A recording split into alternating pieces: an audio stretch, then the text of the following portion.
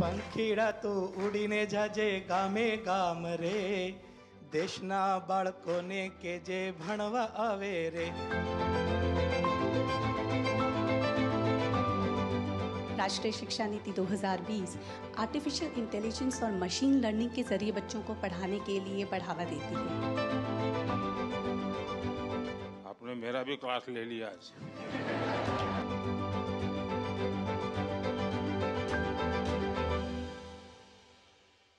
ओम विश्वानि देव सवितर्दुरितानि परासुवा यद्भद्रं तन्नयासुव. माननीय प्रधानमंत्री महोदय, नमो नमः. अहम आशा रानी +2 उच्च विद्यालय चंदन क्यारी बोकारो झारखंडतः अद्य भवता सान्निध्य प्राप्त अति गौरवम अनुभवामि. महोदय, एक संस्कृत शिक्षिका होने के नाते मेरा यह सपना था कि मैं बच्चों को भारत की उस संस्कृति से अवगत कराऊं जो हमारे उन समस्त संस्कारों का बोध कराती है जिनके माध्यम से हम अपने मूल्यों, जीवन आदर्शों का निर्धारण करते हैं. इसी उद्देश्य को ध्यान में रखकर मैंने बच्चों की रुचि संस्कृत में उत्पन्न कर इसे नैतिक शिक्षा का आधार बनाया और विभिन्न श्लोकों के माध्यम से बच्चों को जीवन मूल्यों को सिखाने का प्रयास किया. आपने कभी सोचा कि जब आप संस्कृत भाषा के प्रति उनको आकर्षित करते हैं, उसके द्वारा उसको एक ज्ञान के भंडार की तरफ ले जाता है जो हमारे देश में पड़ा हुआ है, क्या कभी इन बच्चों को वैदिक मैथमेटिक्स क्या है, जो एक संस्कृत के टीचर के नाते, या कभी आपके टीचर्स के कमरे में, टीचर्स के बीच में वैदिक मैथमेटिक्स क्या है, कभी चर्चा हुई होगी? नहीं महोदय, नहीं हुई. इसके बारे में मैं आप कभी कोशिश कीजिए, ताकि क्या होगा, अगर आप सबको भी काम आ सकता है. ऑनलाइन वैदिक मैथमेटिक्स के क्लासेस भी चलते हैं. यूके में तो ऑलरेडी कुछ जगह पे सिलेबस में है वैदिक मैथमेटिक्स. जिन बच्चों को मैथ्स में रुचि नहीं होती है, वो अगर ये थोड़ा सा भी देखेंगे, उनको लगा ये तो मैजिक है, एकदम से उसको मन कर जाता है सीखने का. तो वो संस्कृत से हमारे देश के जितने भी विषय हैं उनसे, उनमें से कुछ तो भी परिचित करवाना, वैसा कभी आप कोशिश करें तो. मैं ये बहुत अच्छी आपने बताया महोदय, मैं जाकर बताऊंगी. चलिए, बहुत शुभकामनाएं आपको. धन्यवाद महोदय. माननीय प्रधानमंत्री जी, सादर प्रणाम. मैं कोल्हापुर से हूँ, महाराष्ट्र से. कोल्हापुर वही जिला राजर्षि शाहू की जगह. गला आपका यहाँ आकर के खराब हुआ कि वैसे ही है? नहीं सर, आवाज़ ही ऐसी है. अच्छा, आवाज़ ही ऐसी जी है. तो कोल्हापुर से हूँ, महाराष्ट्र से. समोलिया स्कूल में कला शिक्षक हूँ. कोल्हापुर वही है राजर्षि शाहू की जन्मभूमि. यानी कला में क्या? कला में मैं चित्र, नृत्य, नाट्य, संगीत, गीत, वादन, शिल्प सभी वो तो दिखता है. हाँ. तो मैं प्रायतः ऐसा होता है कि बॉलीवुड या हिंदी फिल्मों के वर्जन सभी तरफ चलते आते हैं. तो मेरे स्कूल में मैं जब से वहाँ पे हूँ 23 साल से, मैंने जो अपनी भारतीय संस्कृति है और लोक नृत्य और जो हमारी शास्त्रीय नृत्य है उसके आधार पर ही रचना की है. मैंने शिवतांडव स्तोत्र किया है और वो भी बड़ी तादाद में मैं करता हूँ, 300, 200 लड़कों को लेके, जिसके विश्व विक्रम भी हुए हैं. छत्रपति शिवाजी महाराज की जीवनी पर भी मैंने किया है, वो भी विश्व विक्रम में दर्ज हुआ था. और मैं शिवतांडव किया है, मैंने माँ देवी का हनुमान चालीसा किया है, देवी के रूप का दर्शन किया है. तो इस तरीके से मैं अपने नृत्य की वजह से. आप तो करते होंगे? मैं खुद भी करता हूँ और मेरे बच्चे भी करते होंगे आप. हाँ. लेकिन जिन स्टूडेंट्स के लिए आपकी जिंदगी है, हाँ, उनके लिए क्या करते हैं? वही सब करते हैं सर. वो क्या करते हैं? 300-400 बच्चे एक नृत्याविष्कार में काम करते हैं. और सिर्फ मेरे स्कूल के ही बच्चे नहीं, मेरे आजू बाजू में थोड़ा स्लम एरिया है, कुछ सेक्स वर्कर के बच्चे हैं, कुछ व्हील चेयर वाले बच्चे हैं, उनको भी मैं एज अ गेस्ट आर्टिस्ट के तौर पे लेता हूँ. लेकिन उन बच्चों को तो आज सिनेमा वाले गीत पसंद आते होंगे. जी सर, लेकिन मैं उनको बताता हूँ कि लोक नृत्य में क्या जान है. और मेरा ये सौभाग्य है कि बच्चे मेरी इस बात सुनते हैं. जी, 10 साल से मैं सर कर रहा हूँ. टीचर की नहीं सुनेगा तो बच्चा जाएगा कहाँ? जी सर. कितने साल से आप कर रहे हैं? मैं टोटली मेरे 30 साल हो गए सर। बच्चों को जब पढ़ाते हैं और नृत्य के माध्यम से कला तो सिखाते ही होंगे, लेकिन उसमें कोई मैसेजिंग देते हो आप, वो क्या देते हैं? जिस सामाजिक मैसेज पर भी मैं बनाता हूँ, जैसे कि मैं ड्रंक ऑन ड्राइव जो होता है उसके लिए मैं नृत्य नाट्य बिठाया था, कि जिसको मैंने प्रदर्शन पूरे शहर में करवाया था एज अ पथनाट्य के स्वरूप में। जैसे ही मैंने दूसरी बार बताया कि स्पर्श नाम की एक शॉर्ट फिल्म बनवाई थी जिसकी पूरी टेक्निकल टीम मेरी स्टूडेंट्स थे। तो ये 2 दिन से 3 दिन से आप लोग सब जगह पे आपको जाना होता होगा, थक गए होंगे आप लोग, कभी इसके घर कभी उसके घर कभी उसके घर, ऐसे ही चलता होगा। तो इनसे कोई विशेष परिचय कर लिया क्या आप लोगों ने? कोई लाभ लिया कि नहीं किसी ने? जी है सर, बहुत सारे लोग ऐसे मोस्टली जो इससे हायर से है, वो लोगों ने बोला था कि सर अगर हम आपको बुलाएंगे तो आप हमारे कॉलेज आएंगे। अच्छा, मतलब आपने तो आगे का तय कर लिया। मतलब आप कॉमर्शियली भी करते हैं कार्यक्रम? कमर्शियली भी करता हूँ, लेकिन फिर तो आपको बहुत बड़ा मार्केट नहीं सर, बहुत बड़ा मार्केट मिल गया है। नहीं सर, उसकी भी एक बात बताना चाहूँगा। कमर्शियली मैं जो भी काम करता हूँ, मैंने फिल्मों के लिए कोरियोग्राफ किया है, लेकिन मैंने 11 अनाथ बच्चे गोद लिए हुए, मैं उनके लिए कमर्शियली काम करता हूँ। उनके लिए क्या करते हैं? वो अनाथ आश्रम में थे और उनके में कला गुण थे, तो अनाथ आश्रम की एक पहलू होती है कि 10वीं के बाद उसको ITI में डाल दो। तो मैंने वो धारणा तोड़ने की कोशिश की, तो उन्होंने बोला कि नहीं, हम लोगों को इसको अलाउ नहीं करते हम लोग। तो मैंने उनको बाहर ले लिया, एक रूम में रख लिया। जैसे जैसे बच्चे बड़े होते गए वहाँ पे आ गए, उनकी शिक्षा की। उसमें से 2 कला शिक्षक करके काम कर रहे हैं, 2 लोग हैं वो नृत्य शिक्षक करके गवर्नमेंट स्कूल में लग गए, मतलब CBSE। तो जो ये बढ़िया आप काम करते हैं, ये आखिर में बताते हैं, ऐसे कैसे हो? ये बहुत बड़ा काम है कि आपके मन में उन बच्चों के प्रति संवेदना जगना, और किसी ने छोड़ दिया, मैं नहीं छोड़ूंगा, और आपने उनको गोद लिया। ये बहुत बड़ा काम किया आपने। सर, इस बात का मेरे जीवन से ताल्लुक है, मैं खुद अनाथालय से हूँ। तो इसलिए मुझे लगता है कि जो मुझे नहीं मिला था, तो मेरे पास तभी कुछ नहीं था, और मेरे संचित के पास से अगर मैं वंचित के लिए कुछ करूँ तो ये मेरा परम भाग्य है। चलिए, बहुत आपने सिर्फ कला को नहीं, आपने जीवन को संस्कारों से जिया है, बहुत बड़ी बात है ये। जी धन्यवाद सर। तो सचमुच में नाम आपका सागर सही है। जी सर, आपसे सौभाग्य हुआ, आपसे बात मुलाकात करने का, ये मेरे सौभाग्य की बात है। बहुत बहुत शुभकामनाएं भैया। Thank you sir. माननीय प्रधानमंत्री जी, नमस्कार। नमस्ते जी। मैं डॉक्टर अविनाशा शर्मा हरियाणा शिक्षा विभाग में बतौर अंग्रेज़ी प्रवक्ता के रूप में काम कर रही हूँ। माननीय हरियाणा के जो वंचित समाज के बच्चे हैं, जो ऐसी पृष्ठभूमि से आते हैं जहाँ अंग्रेज़ी भाषा उनके लिए सुनना और समझना थोड़ा मुश्किल होता है, उसके लिए मैंने एक प्रयोगशाला का निर्माण किया है। ये भाषा की प्रयोगशाला न सिर्फ भाषा अंग्रेज़ी भाषा के लिए तैयार की गई है, बल्कि क्षेत्रीय भाषाएं और मातृभाषा दोनों का ही इसमें समावेश किया गया है। महोदय, राष्ट्रीय शिक्षा नीति 2020 आर्टिफिशियल इंटेलिजेंस और मशीन लर्निंग के ज़रिए बच्चों को पढ़ाने के लिए बढ़ावा देती है। इन पहलुओं को देखते हुए मैंने इस भाषा प्रयोगशाला में आर्टिफिशियल इंटेलिजेंस का भी समावेश किया है। जैसे जनरेटिव टूल्स आर्टिफिशियल इंटेलिजेंस के हैं, स्पीकोमीटर और टॉकपाल, उनके ज़रिए भाषा के शुद्ध उच्चारण को बच्चे सीखते और समझते हैं। मुझे बहुत खुशी हो रही है आपसे साझा करते हुए महोदय कि मैंने अपने प्रदेश का प्रतिनिधित्व यूनेस्को, यूनिसेफ, इंडोनेशिया और उज़्बेकिस्तान जैसे क्षेत्रों में, देशों में किया, और उसका प्रभाव मेरे क्लासरूम तक पहुंचा।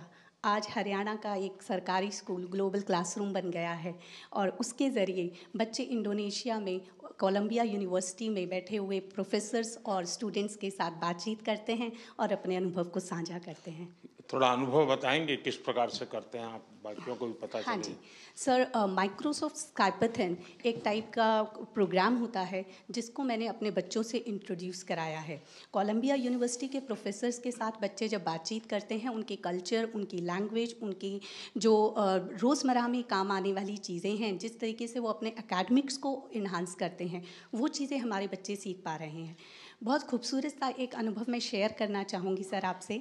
मैं जब उज़्बेकिस्तान गई तो वहाँ से जो अनुभव मैंने अपने बच्चों से शेयर किया तो उनको ये समझ में आया कि जिस तरीके से अंग्रेज़ी उनकी अकादमिक भाषा है, ठीक उसी तरीके से उज़्बेकिस्तान के लोग अपनी मातृभाषा उज़्बेक में बात करते हैं, रशियन उनकी ऑफिशियल लैंग्वेज है, राष्ट्रभाषा है, और अंग्रेज़ी उनकी अकादमिक भाषा है। तो वो अपने आप को इस विश्व से जुड़ा हुआ महसूस करते हैं। अंग्रेज़ी उनके लिए सिर्फ एक पाठ्यक्रम का हिस्सा नहीं रह गई है, उनको ये रुचि बढ़ने लग गई है इस भाषा में, क्योंकि अब ये नहीं है कि विदेशों में ही अंग्रेज़ी बोली जाती है और ये उनके लिए बहुत सहज है। ये उनके लिए उतनी ही चैलेंजिंग है, चुनौतीपूर्ण है, जितनी हमारे भारतीय बच्चों के लिए हो सकती है। नहीं, आप बच्चों को दुनिया दिखा रही हैं, अच्छी बात है, हाँ जी, लेकिन देश भी दिखा रही हैं क्या? बिल्कुल सर। जब मैं तो क्षेत्रीय हमारे देश भाषाओं की कुछ चीज़ें जिससे उनको अंग्रेजी सीखने का, जानने का, समझने का मन कर जाए, ऐसा कुछ? सर, मैंने इस भाषा प्रयोगशाला में भाषा कौशल विकास पर काम किया है। तो अंग्रेज़ी भाषा तो एक पाठ्यक्रम की भाषा रही है, बट भाषा सीखी कैसी जाती है, क्योंकि अब मेरे पास जो बच्चे आ रहे हैं वो हरियाणवी परिवेश के हैं। अगर मैं रोहतक में बैठे हुए बच्चे से बात करूं, वो नूंह में बैठे हुए बच्चे से बिल्कुल डिफरेंट भाषा में बात करता है। तो अच्छा, हम उसको जैसे घर में हमारे पास टेलीफोन पुराने ज़माने में वो जो रहता था, हाँ जी, डिब्बा, वो फ़ोन है, और हमारे घर में कोई ऐसे गरीब परिवार की कोई महिला घर काम के लिए अपने यहाँ आती जाती है, हाँ जी सर। इतने में घंटी बजी और वो टेलीफोन उठाती है, उठाते बोलती हेलो। वो कैसे सीखी वो? यही भाषा का कौशल विकास सर बताया, भाषा सुनने पर और उसका प्रयोग करने पर आती है। और इसलिए सचमुच में लैंग्वेज बोलचाल से बहुत जल्दी सीखी जा सकती है। बिल्कुल सर। मुझे याद है, मैं जब गुजरात में था तो नडियाद में मेरे यहाँ एक महाराष्ट्र का परिवार नौकरी के लिए, वो प्रोफेसर थे, नौकरी के लिए आए। उनके साथ उनकी वृद्ध माताजी थी। अब ये महाशय पूरा दिन भर स्कूल कॉलेज में रहते थे, लेकिन लैंग्वेज में जीरो रहे वो 6 महीने के बाद भी। और उनकी माताजी कुछ पढ़ी लिखी नहीं थी, लेकिन वो धन गुजराती बोलना शुरू कर दिया। तो मैं एक बार उनके यहाँ भोजन के लिए गया, मैंने पूछा ये नहीं, बोले हमारे घर में जो काम वाली है ना उसको और कुछ आता नहीं, तो बोले मुझे सीख गया। बिल्कुल सर। बोलचाल से सीखा जाता है। बिल्कुल सर। और मुझे बराबर याद है, मैं जब छोटा था तो मेरे स्कूल में जो टीचर थे थोड़े स्ट्रिक्ट भी थे, हाँ जी। और हमें स्ट्रिक्टनेस थोड़ी तकलीफ करती थी। लेकिन उन्होंने, राजा जी ने जो रामायण महाभारत लिखी है, तो उसमें से रामायण की जो बहुत परिचित वार्ता तो सबको परिचित होती है, तो बड़ा आग्रह करते थे कि राजा जी ने जो रामायण लिखी है उसको थोड़ा धीरे धीरे पढ़ना शुरू करो। कथा पता था, भाषा पता नहीं थी, लेकिन बहुत जल्दी कोरिलेट करते थे। 1-2 शब्द समझ गए तो भी लगता था हाँ ये कहीं सीता माता की कोई चर्चा कर रहे हैं। बिल्कुल सर। चलिए, बहुत बढ़िया। Thank you sir. Thank you. हर हर महादेव। सर हर हर महादेव। काशी वालों को हर हर महादेव से दिन शुरू होता है। हाँ। सर मैं आज आपसे मिलके बहुत खुश हूँ सर। सर मैं कृषि विज्ञान संस्थान में पौधे की रोगों के ऊपर मेरा विशेष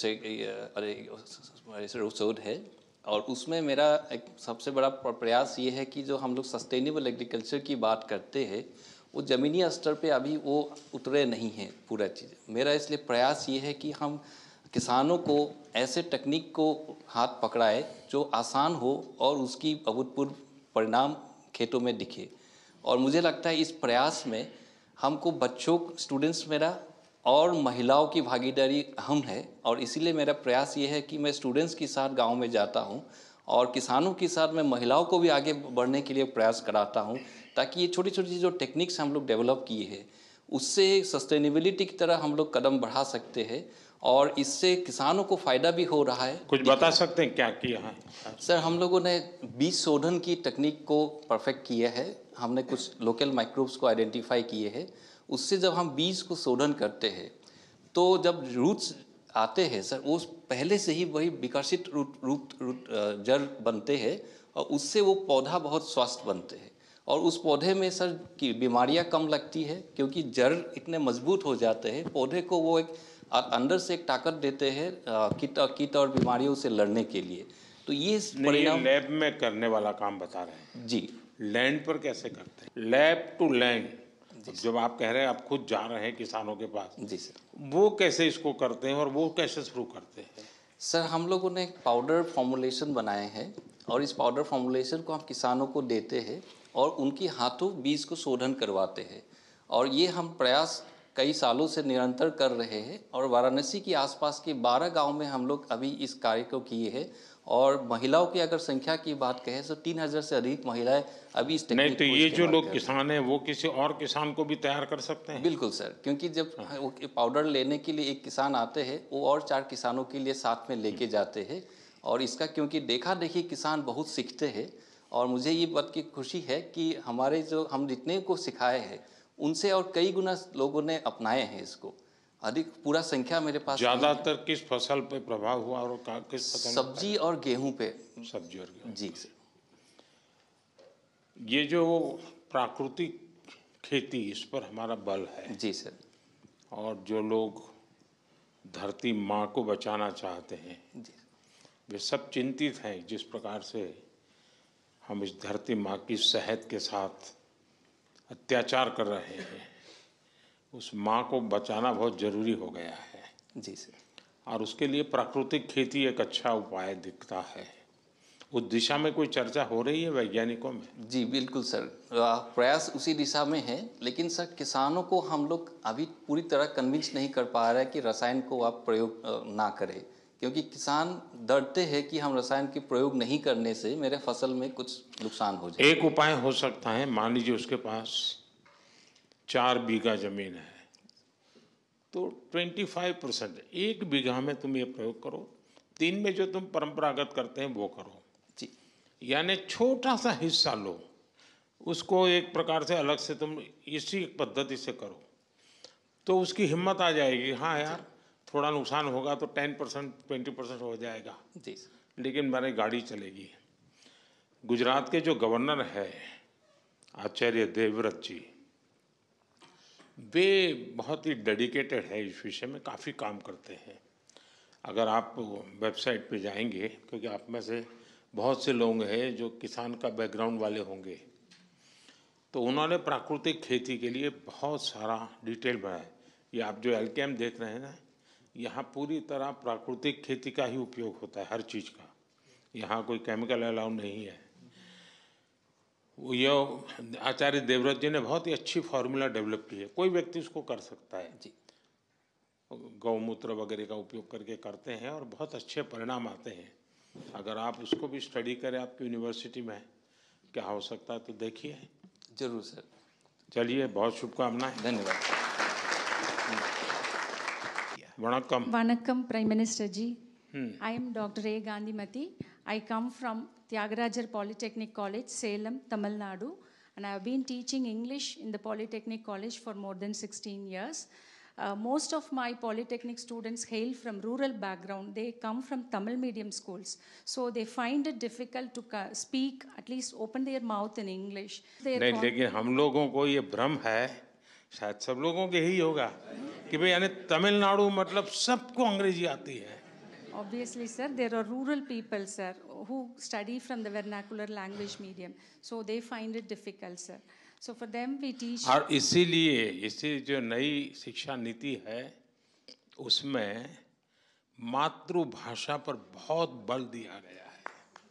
Yes, sir. So we are teaching English language, sir, and as per NEP 2020, as it lays on 3 languages, now we have, and in mother tongue learning, we have now introduced as an autonomous institution, we have now introduced our mother tongue language also in learning technical education, sir. क्या आप में से कोई है जिसने बहुत हिम्मत के साथ ऐसा प्रयोग किया हो कि मान लीजिए एक स्कूल में 30 बच्चे हैं, वो प्योरली अंग्रेजी भाषा के माध्यम से और उन्हीं के बराबर के दूसरे 30 बच्चे वही विषय अपनी मातृभाषा में पढ़ते हैं, तो कौन सबसे ज़्यादा आगे जाता है, कौन ज़्यादा जानता है? क्या अनुभव आता है आप लोगों का?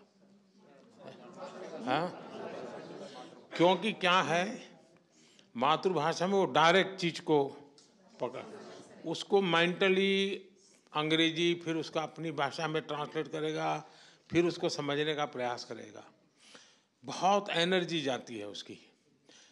तो बच्चों को अपनी मातृभाषा में पढ़ाने का और बाद में अंग्रेजी एक सब्जेक्ट के रूप में बहुत अच्छा पढ़ाना चाहिए। यानी जैसे संस्कृत टीचर क्लास में जाती होगी और क्लासरूम से बाहर आती होगी, संस्कृत के सिवा किसी भी भाषा का प्रयोग नहीं करती होगी आशा जी, वैसे ही अंग्रेजी के टीचर को भी क्लासरूम में अंदर जाने से बाहर निकलने तक और कोई लैंग्वेज नहीं बोलनी चाहिए। अंग्रेजी करेंगे तो वो भी उतनी ही बढ़िया तरीके से करेंगे। फिर ऐसा नहीं कि वे एक वाक्य अंग्रेजी और फिर 3 वाक्य मातृभाषा में पढ़ाएंगे, तो वो बच्चा कैच नहीं कर सकता है। अगर हम उतना डेडिकेशन लैंग्वेज के प्रति भी होगा तो बुरा नहीं है, और हमें तो अपने बच्चों की आदत डालनी चाहिए ज़्यादा से ज़्यादा भाषाएं सीखने का, उनके मन में इच्छा जगनी चाहिए। और इसलिए कभी कभी स्कूल में तय करना चाहिए, इस बार हम अपने स्कूल में 5 अलग अलग राज्यों के गीत सिखाएंगे बच्चों को। 5 गीत एक साल में मुश्किल नहीं है, तो 5 भाषा के गीत जान लेंगे। कोई असमिया करेगा, कोई मलयालम में करेगा, कोई पंजाबी करेगा, पंजाबी तो खैर कर ही लेते हैं। चलिए, बहुत बहुत शुभकामनाएं, wish you all the best. प्रधानमंत्री जी, मेरा नाम उत्पल सैकिया है और मैं असम से हूँ। मैं अभी north east skill centre Guwahati में फूड एंड बेवरेज सर्विस में एक प्रशिक्षक के रूप में काम कर रहा हूँ। और मैं इधर नॉर्थ ईस्ट स्किल सेंटर में मेरा अभी 6 साल संपन्न हो गया है, और मेरा मार्गदर्शन से अब तक 200 से ज़्यादा छात्र सफलतापूर्वक प्रशिक्षित हो गया है, और देश और विदेश में 5 स्टार होटलों में काम। कितने समय का कोर्स है आपका? 1 साल का कोर्स है। 1 ईयर? Yes sir. हाँ। और हॉस्पिटैलिटी का जानते हैं वो? Hospitality, food and beverage service sir. Food and beverage, उसमें क्या विषय सिखाते हैं आप? हम सिखाते हैं कैसे गैस से बातें करते हैं, कैसे फूड सर्विस होता है, कैसे ड्रिंक सर्विस होता है। तो इसके लिए हम क्लासरूम में स्टूडेंट्स को ऑलरेडी रेडी कराते हैं, डिफरेंट टेक्निक्स सिखाते हैं, कैसे गैस का प्रॉब्लम सॉल्व करना है, कैसे टैकल करना है, वो सब हम सिखाते हैं। जैसे कुछ उदाहरण बताइए। इन लोगों को काम है कि इनको घरों में बच्चे ये नहीं खाऊंगा, ये खाऊंगा, ये नहीं खाऊंगा, ऐसा करते हो, तो आप अपनी टेक्निक सिखाइए इनको। नहीं, बच्चों के लिए अभी तो मेरे पास कुछ टेक्निक है नहीं, लेकिन जो गेस्ट आते हैं, हम लोग जो हमारे पास होटल्स में आते हैं, तो उन लोग को कैसे टैकल करना है, मतलब पोलाइटली, हम्बली उन लोग को बातें सुन के। यानी ज्यादातर आपका फोकस सॉफ्ट स्किल पर है? हाँ जी सर, हाँ जी सर, सॉफ्ट स्किल्स। ज्यादातर वहाँ से निकले हुए बच्चों को जॉब के लिए अपॉर्चुनिटी कहाँ रहती है? ऑल ओवर इंडिया, जैसे कि दिल्ली हो गया, यानी मेनली बड़े बड़े होटल में? बड़े बड़े होटल्स में, हाँ। हमारा मतलब 100% प्लेसमेंट गारंटेड है। हमारा प्लेसमेंट टीम है, वो लोग देखते हैं। तो वैसे आप गुवाहाटी में हैं? हाँ जी सर। अगर मैं हेमंता जी से कहूँ हाँ जी सर, कि हेमंता जी के जितने मिनिस्टर्स हैं, हाँ जी सर, उनके स्टाफ को आप ट्रेन करें और उनके अंदर एक कैपेसिटी बिल्डिंग करें, ताकि उनके यहाँ गेस्ट आते हैं, हाँ जी सर, और उसको मालूम नहीं होता है कि ये गेस्ट को बाएं हाथ से पानी दूं या दाहिने हाथ से, तो हो सकता है? डेफिनेटली हो सकता है सर। देखिए, ये बात आपको आश्चर्य होगा, मैं जब गुजरात में था मुख्यमंत्री, तो मेरे यहाँ एक होटल मैनेजमेंट स्कूल था। तो मैंने बड़ा आग्रह किया था कि मेरे जितने मिनिस्टर्स हैं, उनका जो पर्सनल स्टाफ है, उनको सैटरडे संडे जा कर के वो सिखाएंगे। तो उन्होंने वॉलंटियरली सिखाना तय किया, और मेरे यहाँ जितने भी बच्चे काम करते हैं, या माली काम करता था या कुक काम करता था, मैं जितने भी मिनिस्टर्स के यहाँ, सबकी वहाँ पर 30-40 घंटे का करीब सिलेबस होता था। उसके बाद उनके परफॉर्मेंस में से इतना बदलाव आया और घर में जाते ही पता चलता था कि वाह कुछ नया नया लग रहा है। और तो जो परिवार वाले हैं उनको शायद उतना ध्यान में नहीं होता, मेरे लिए तो बड़ा आश्चर्य होता था कि यार तुमने कैसे कर दिया सब, तो वहाँ सीख के आता था।